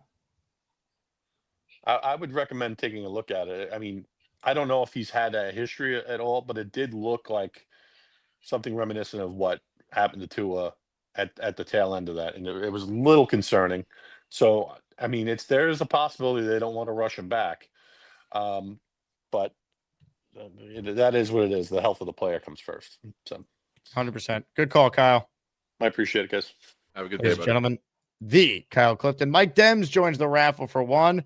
Also, I should say this. We are giving away the signed Sack Exchange jersey on the show this week, plus a signed Bart Scott jersey, a signed CJ Mosley jersey. The big fella says, prayers for David Fry, 99 mile per hour to the face is crazy. Yeah, for those who missed it, the Guardians designated hitter took a 99 mile per hour fastball to the face from Tariq Skubal yesterday, and that is just... Well, he fouled it, right? It hit the bat on the bunt attempt. Didn't it deflect off the bat into his face? I thought he... It looked like he turned to square to bunt. It looked like it deflects off the bat into him. That's the way I saw it. You know, they didn't slow it down. He gave a thumbs up when he was down, too. I'm pretty sure it deflected from everything that I saw. It was tough. I didn't see it. I just heard about it. Yeah. One comment, if you don't mind, Nicholas Minette says, you're not going to hear anything about Fields. Think about what AG has said about past positions, whether it was center or kick returner. But with the quarterback, last Wednesday, the first thing he said when he got up to the mic was, Justin's out, Tyrod's a quarterback for this week. So I disagree. When they ruled out Fields, they did it quickly. With your quarterback, everyone's going to know because the media has access to practice. Who's ever running with the ones is going to run all the reps with the ones. Right. So the minute Fields is cleared, we're going to know. Now, if Fields isn't cleared, it's going to be Taylor. If he's out there, you'll have an idea like what the deal is. Like that's so I he's kind getting of close. take back a little bit with that, Nicholas. But great name though. Shout out to your parents. And you are right, by the way. He was squaring it up and then it hit him. All right. Here's what we're gonna do. We are going to bring on our next caller. And to set this guy up, I need to show an image just to kind of speak to the greatness of what I was seeing at our big watch party, or not watch party, our big just Saturday night soiree in South Florida. Ladies and gentlemen, up next on the Gusbuster Hotline is someone they're calling the ladies' man, someone that has a way with the 4%ers in this community. Really? Take a look for yourself. Who's that? One punch. Dave Briga. He thinks that Charles and Bobby need to get a job. This cowboy hates to see us maniacs complain.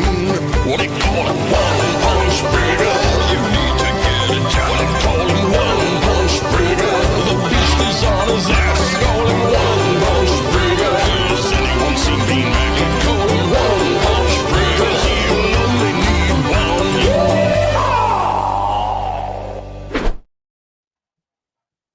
Hey, good morning, gentlemen. Dave Briga. How's things this morning? We're hanging in. We're trying to Good, get good. through the week and get to Monday night. Nick Shine in the house. Dave, can I ask you a question? Also, Yes, no sir. media availability today. I just asked someone on the beat, so we won't not get anything till tomorrow. Okay. Where's the stick that you were beating all the ladies off with the other day? Because they were all over you, my friend. I have no idea. I get along with the ladies, you know, but I try to keep my P's and Q's straight. Put it that way, you know. Well, maybe the P being straight is part of the problem here, Dave. Calm down. Calm your freaky down. I'm not freaky. I just try to be nice to the ladies, you know. That's it. You just try to be nice. Be nice to them. You're an But achiever. yeah, everybody was great at the party. Nick, the reason I'm calling in, and I don't want to be a downer, but I'm here. I'm leaving today to go back to Pennsylvania. I was checking out the weather, so just be on the alert because there's 2 storms brewing off the Atlantic. Okay, that's coming in. So just be on the alert. I don't know what's coming up there, but I was just watching the weather reports. And I'll take an eye. if you're going to that game in Miami, just take a good look first because it looks like there's 2 storms brewing out there. All right. If I was staying here, the I wish if I was staying here, I'm going home tomorrow. I'd meet up with you. Although if it was heat like last Sunday, I doubt if I could make through another one like that. That's the only reason I'm going. It's because it's a night game. Oh yeah, well that's right. It's Monday night.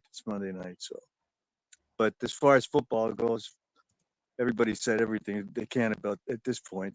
Why be more negative? I mean, I know you're trying to be positive, but that defense is bad. It's bad, and the coaching is bad. So let's see what happens. I don't know about these. Maybe this new guy they brought in could tackle. I heard he's a good tackler, right? Brownlee, whatever his name is. Yeah. Yeah, well, that's what they need. He's good. He's physical. Yeah, somebody has to learn how to tackle. As far as Clemens goes, I mean, I saw enough Sunday. That's about enough. I mean, I don't get it. I really don't get it at this point. I mean, they just they're deceiving themselves with that guy, and just it's not good. It's not good. I know, Nick, you're trying to be very positive. You're a positive guy, but even a realist. Even a realist, time, Dave. My mentality is I'm going to put all my time, money, effort, and energy into something. Why would I be negative about it? Like, listen, does it suck? Yes, but I don't. I choose not to focus on that in any aspect of life. Like, how can we make it better? What's the fix? That's how I look at it. I hope to God we get to the day where we don't have to talk about fixing it. But how could the coaching of defense be this bad? And how come and to see the way they started off that game?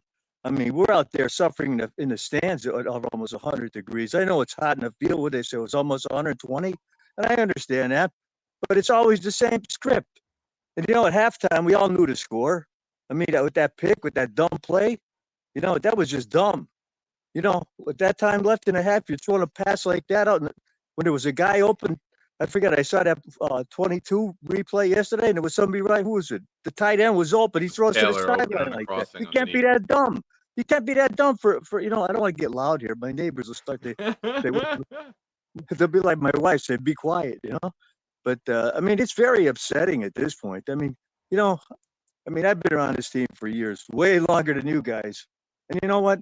The progress, we just don't progress. It's no progress. I mean, patience, hey, patience is one thing, but where's the progress?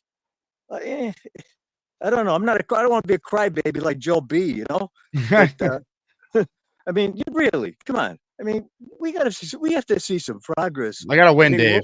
They got to win Monday night. That's what it comes down to. Win a game. The problem is this.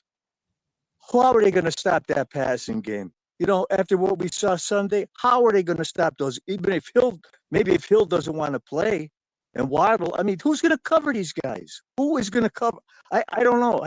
No pass rush. Who's going to cover? Nick, what's your answer to it? I mean, you're a football expert as an old guy. What's their answer to stopping these guys? It's one of two things. You're either going to use your coverage, blitz less, and have 7 guys in coverage and try to allow your defensive line to get home and get coverage sacks, or you got to play up and you got to play man press because you don't want to give Waddle and Hill free releases. And then you got to worry about A-Chain getting swing passes out of the backfield because he'll catch 6, 7, 8, 9 balls a game. They will just run their guys off, throw a swing to him, and try to get him out in space. So schematically, you got to be more sound. And then you got to wrap up and make the tackles when you have the opportunity. So there's multiple things that are wrong right now, but I believe they're all correctable. Getting more comfortable in the scheme, being more disciplined in the scheme, and then finally make the goddamn tackle when you get there. Those are the 3 keys to being better. You got to wrap up, Dave, just like you're doing here in the picture, wrapping all the ladies up. That's a hell of a Well, it's easy to do with the ladies. I mean, it's but they're football players. I mean, come on. We got some great photos of you, Dave. How about this one of you, me, Peg and Artie, you and Rick Kent? Some great photos from the weekend. Oh yeah. Well, hey, listen, that meetup was absolutely fantastic, fabulous. All the adjectives you could put there. Then then we got let down. But we're not going to focus on that. We want to focus ahead. We want to be like Nick. I want to be positive. So I want to be like you. I want to take pictures with 4 women. So look at you. We both want to be each other. We both want to achieve the other's life. Yeah. Well, I'm going down to my last visit at the beach before I go home. So I'll see a lot of women down there. They'll be they'll be down at the beach. So maybe I'll send you some shots. You guys won't be in the area.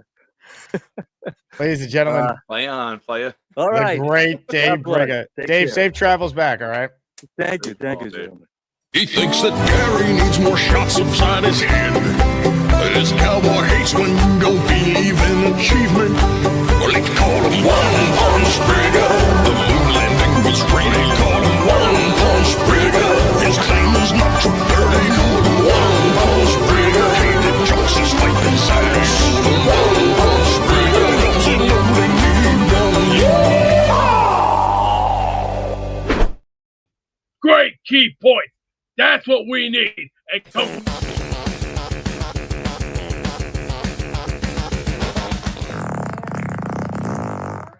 Excellent. All right, home stretch here.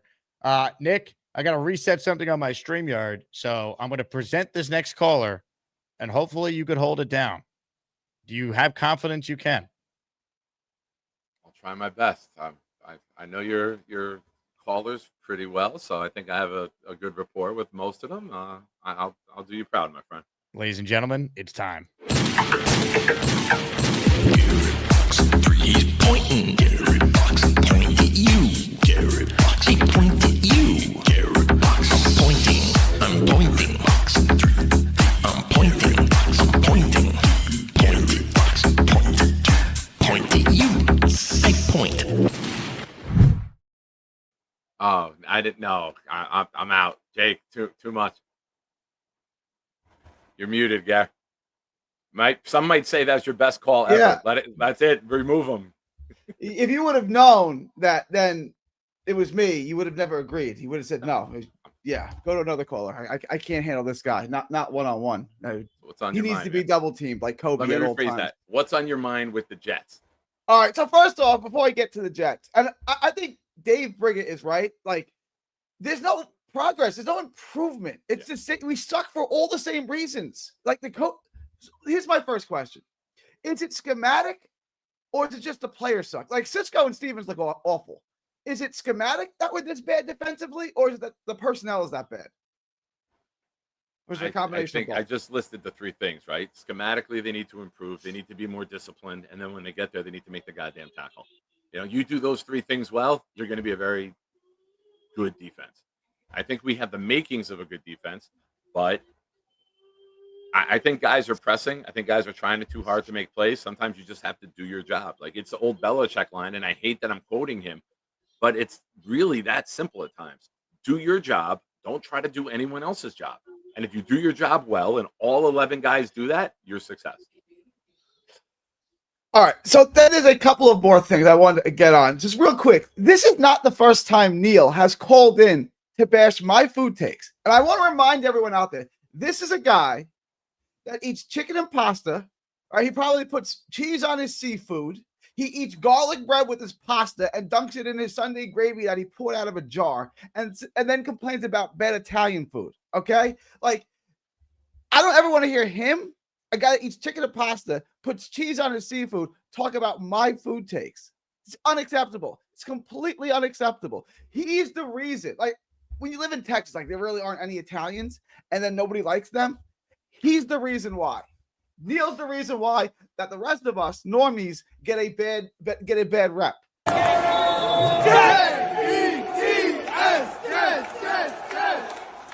How dare you come after Neil, Gary? Neil came after me. This is the guy, like I said, he eats chicken and pasta. He puts cheese on his seafood. He's dunking his garlic bread that he's eating with his pasta in his Sunday gravy that he poured out of a jar. And then he complains about bad Italian food. What is that based on, though? Has he said all this? American. The chicken and pasta is a big indicator. It's a big indicator of how you eat. I love it. I know you knock it. I am a huge fan. I'm a huge fan. My mom would say, American, que schifo, disgusting, gross. It's American food. All right. Disgusting. I'm American. Hey, B says you're a cheap bastard. I'm thrifty. I'm frugal. Why am I? But how do you even know that? Like, he's not wrong necessarily. Also, are you paying Spencer Green off to be your hype guy? No, Spencer's he's with the ism. He is with the ism. Shirt. It's a great shirt.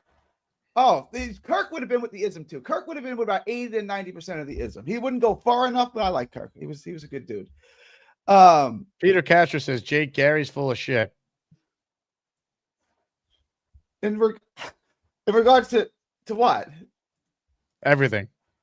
I mean, I like Peter Castro. I have nothing but respect for Peter Castro. I'm not offended. I'm just curious on what. Beast is saying that he wants to kick your ass in a pizza making contest.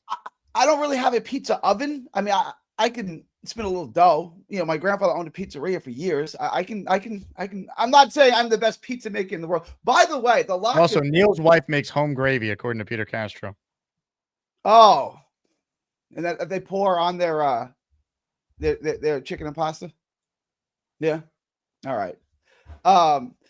Shout out to Neil's wife. Michelle, is that her name? I don't want to get it wrong. Is Michelle? All right. Michelle seems like an extraordinary wife, a good woman, by the way. You did well there, Neil. I'll give you that. Now let's just get off the chicken and pasta, seafood and cheese. Let's try to be a little less American. All right. But the potato latke, that was a big tipping point in my house. My dad was a big fan. My mom, who cooked the food, said they were disgusting, so she never made them. So I've never had a potato latke, much to my dad's dismay, who liked them. What can you tell me about them? I can tell you that they're delicious.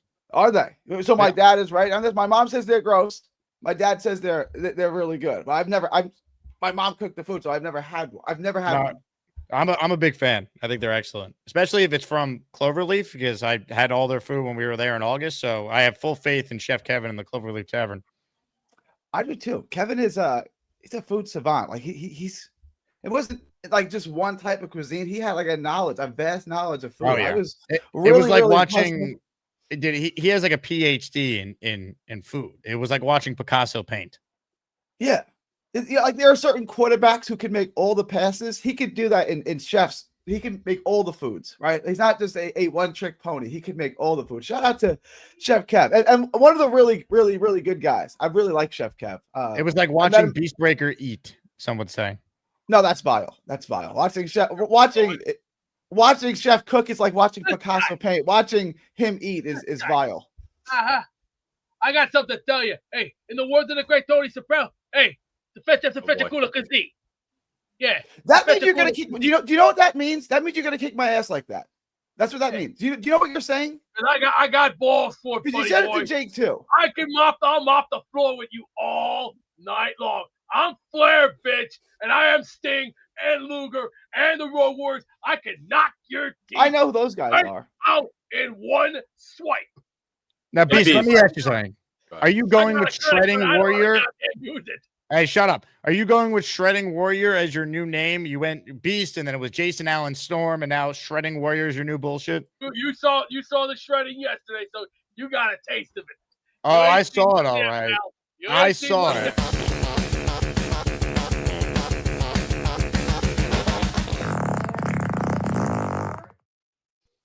Hey, Beast, let me ask you a question.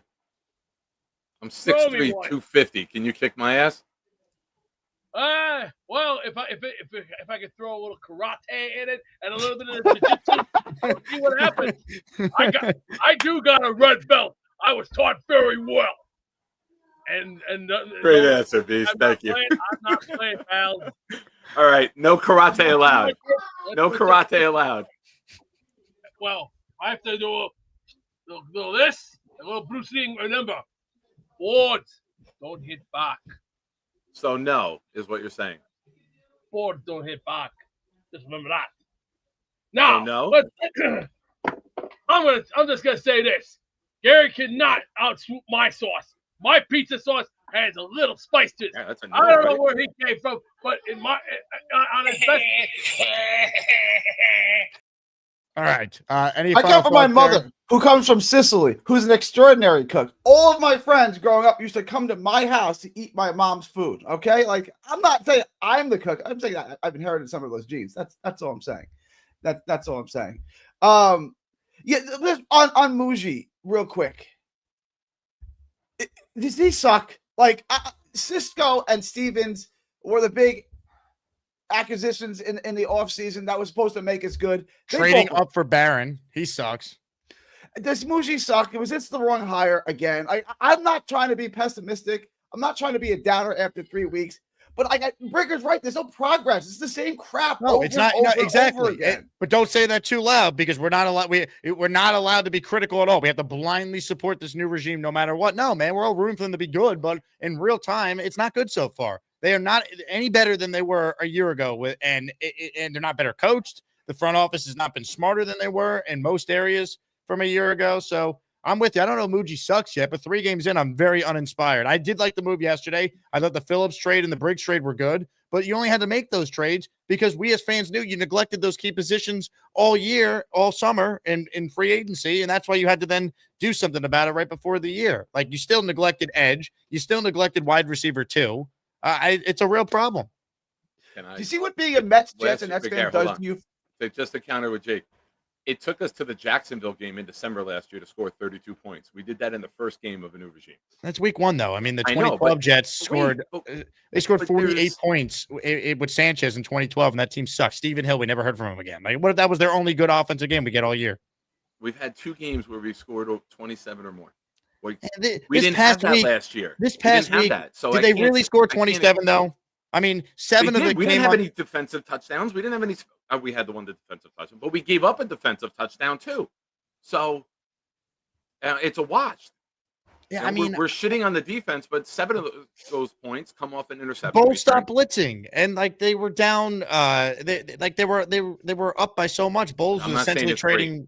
I'm not saying it's great, but there are some areas we've improved. Do you think this is a well-coached team so far? Great. We have a good punter too. McNamara is the number 1 rated punter in the NFL. We use him a lot too. You know, better than having a great punter is not having to use him. Is even better than having a good punter. Do you think this team, Nick, has been well coached through 3 games?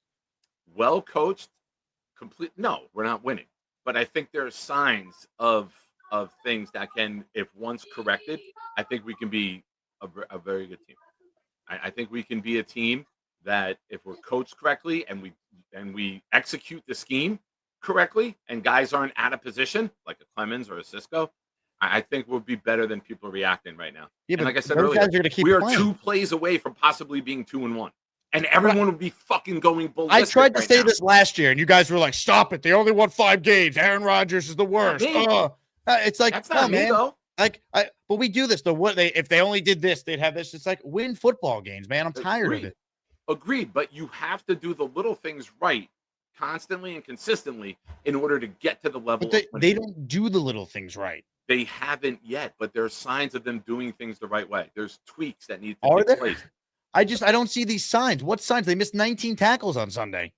Okay, that's one thing that they're doing bad, but that's a huge thing. That was the whole point of Aaron Glenn. That's one of the things that have to be corrected. I said that earlier, training though. camp. Yeah, but that's other than that, have to Mr. be Lincoln, more how was the they have to play? be more disciplined, and then they got to make the tackles. Those are 3 things that I called out that they got to do better. Yeah, but that's a huge thing. That's not just like a little. And it's the same things that sucked last year. It's the same thing. I had a coach who once told me, "You're going to make all the mistakes from A to Z. Don't get stuck on A. Go through all your mistakes. Don't get stuck on A." They're still stuck on A. This is the same mistake they were making last year. It's the same thing. I hope it gets better. I do. I just 3 games in. I'm not saying fire anyone or it can't get better. Just 3 games in, I've seen nothing that tells me it's going to get better. And Aaron Glenn saying we're not the same old Jets, dude. Come on. I view to look at it differently. I view to look at the building blocks, right? You're putting the foundation in there. You've got Membo, who looks tremendous. Your identity is supposed to be your offensive line. I think schematically, spread them out and then try to run them. You're trying to run the ball with 8 guys in the box, and we're seeing all-out run blitzes because the quarterbacks aren't checking to passes and trying to kill you downfield. When you got 8 in the box against a Rodgers or an Allen or a Lamar or Mahomes, they're going to go on a go route just to tell the defense, this is an option. This is what we're going to do. When you're just putting everything underneath and they're sending everyone, you're playing into their hands. So that's something schematically that can change to help us to open up the run game. It's not so much about just the players sucking. It's how you get them to succeed. That's a big part of it. You got to take the lid off. I don't care if you throw it 70 yards past Arian Smith downfield. Send them deep so the safeties say, oh, shit, this is an option for this offense? We haven't seen this on film yet. I got to be ready to play backwards and forwards, not just downhill the entire time. All right, Gary, job well done. Before Gary, you go, way to get everyone riled up, you jerk. Spencer Green says, I'd say we should do a boxing match, but Beast can't /cut weight, so we can't do that. If it weighs 154, I'll fight it. Put it on a scale. If it weighs 154 or less, I'll fight it. One question for you, Jake. Are the Mets going to make the playoffs? Yes. Yankees have already clinched for the postseason already, and Jake's happy about that one. Oh yeah, Beast, damn right. Oh yeah. He's been waiting Hey for Beast, all year to wait. could you cut weight to 154 to box Gary? I'm not gonna box Gary. I'm gonna. Can you cut weight to 250 to box cook me? his ass in a heartbeat. When it comes to cooking and when it comes to getting down and dirty, let me just say this. I'll give you this. I will be working outside with my hands because it's. Yo Holmes makes a good point. It's time to get dirty. It's time to get funky, and we're gonna work hard. I got 160 is my new weight class, middleweight. No more junior middleweight. No more 154. 160. If it weighs 160 or less, can you get down to 160? I don't know that I can get down to 154 anymore. You know what? You're as cheap as an old rag shitting.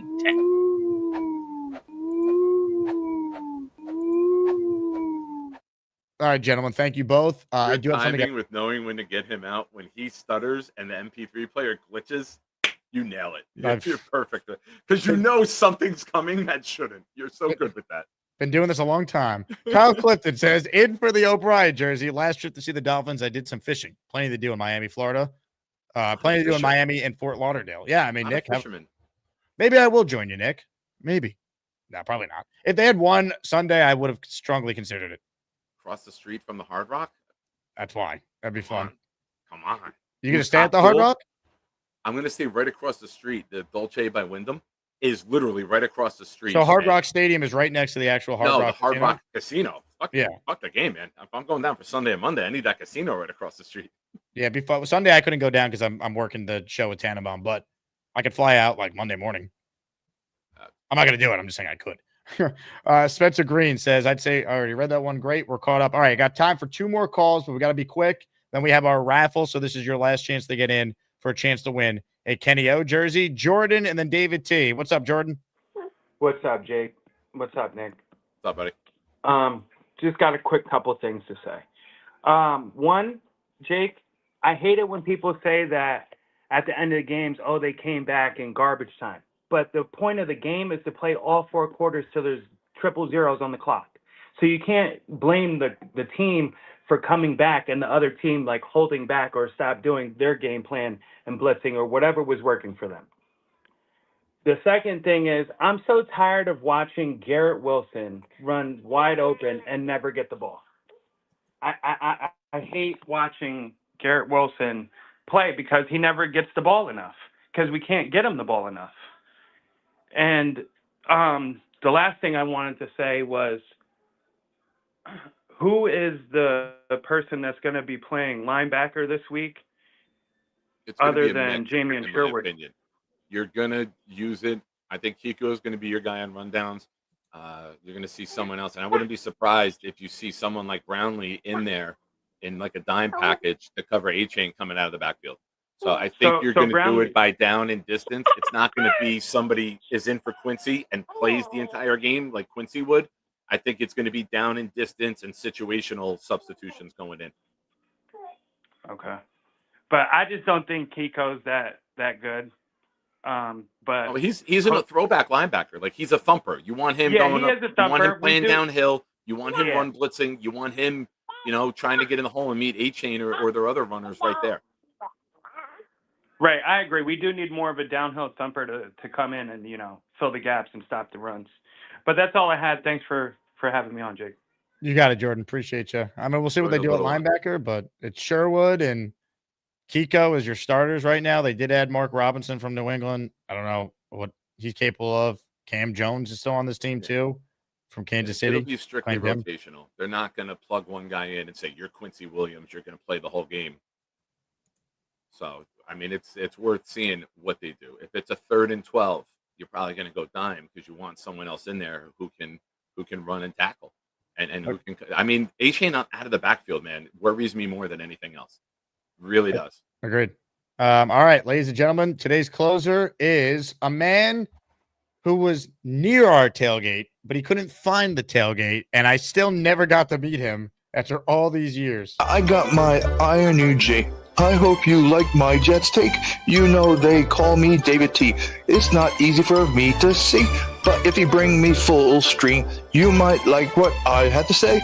I'll need to get real damn close, cause my vision is dog shit.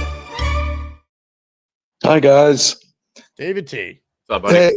Hey, Jake, real quick. I'm already thinking, I think my game is going to be coming up to New York next year, so there's not going to be any problem finding meetups or your tailgate or whatever. So I already have that in mind. What if you pick a Giants game instead and you pick the wrong game to go to? You know what, Nick? You know me a little bit by now. It's possible. But what I wanted to say was, real quick, Gary and Neil talking about Italian food and everything. My dad was Italian, and he did everything, mostly from scratch and all that. And my brother really took over his cooking skills and all that kind of stuff. And you know, as far as the chicken and pasta thing, my brother makes just to die for a dish called chicken fettuccine, and it's homemade. He has a pasta maker. It's homemade noodles, and there's a white sauce on it, and I mean, it is to die for. So, I mean, in my book, chicken goes with pasta. You know, I was brought up with it. Perfect. I agree. And the other thing is, Jake and Nick, the Trump factor this week is the defense got to have the oomph. They didn't have the oomph on Sunday. I don't know whether it was the heat. They were like one step behind the Bucs every play. If they got the oomph, it's not going to be as hot Monday night. We got a good chance to win.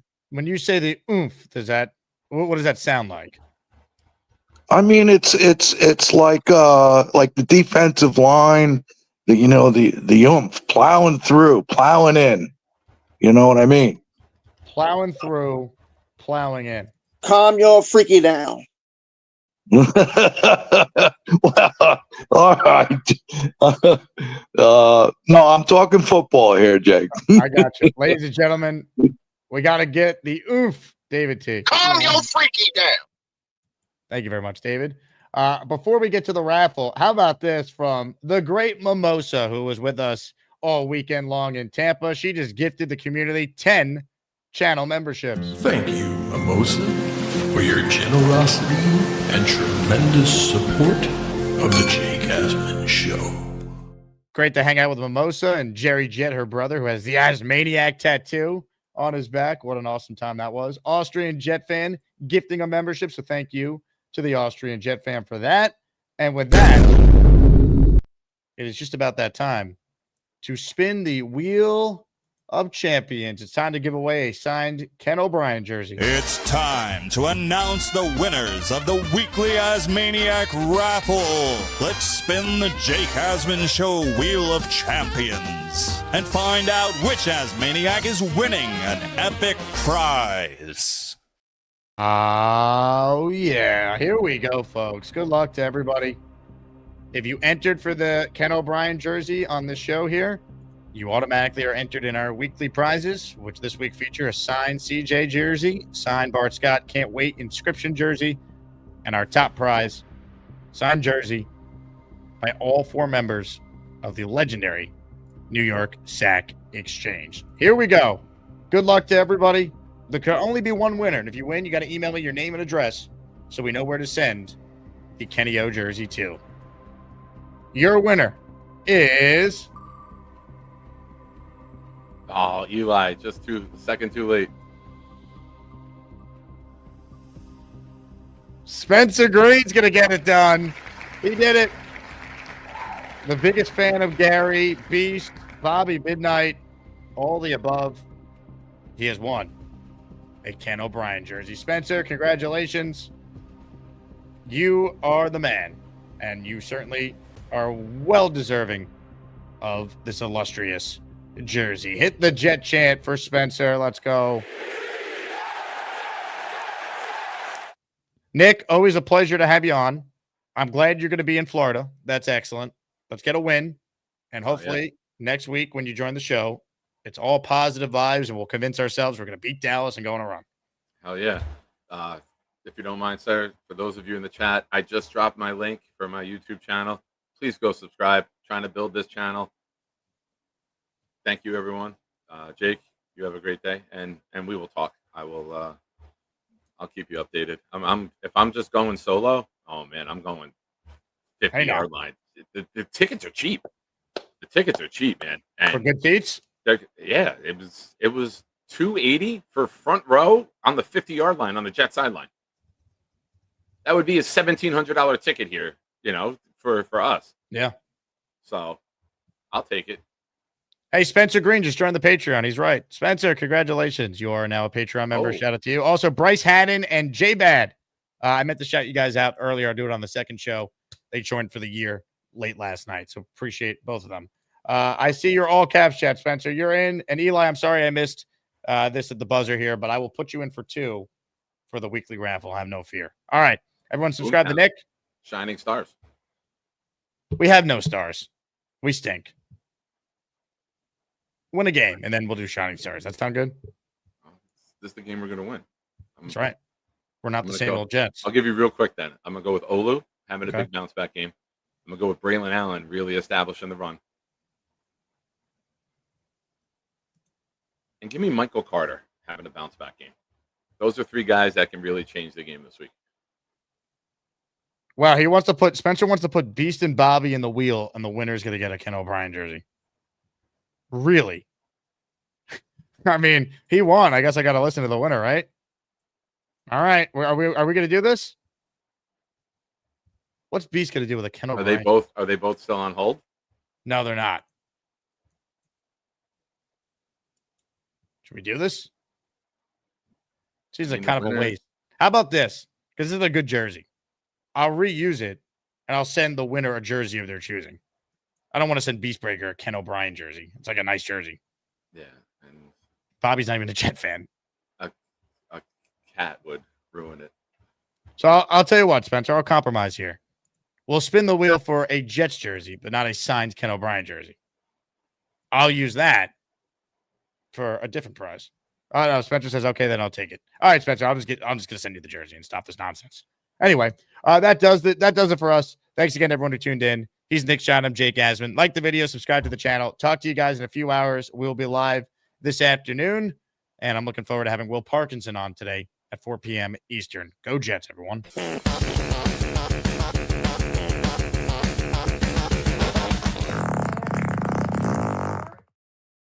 Hey, here's the deal. Just got no chance unless you click on that like button. And you got to make sure you subscribe to the Jake Asman Show. You don't?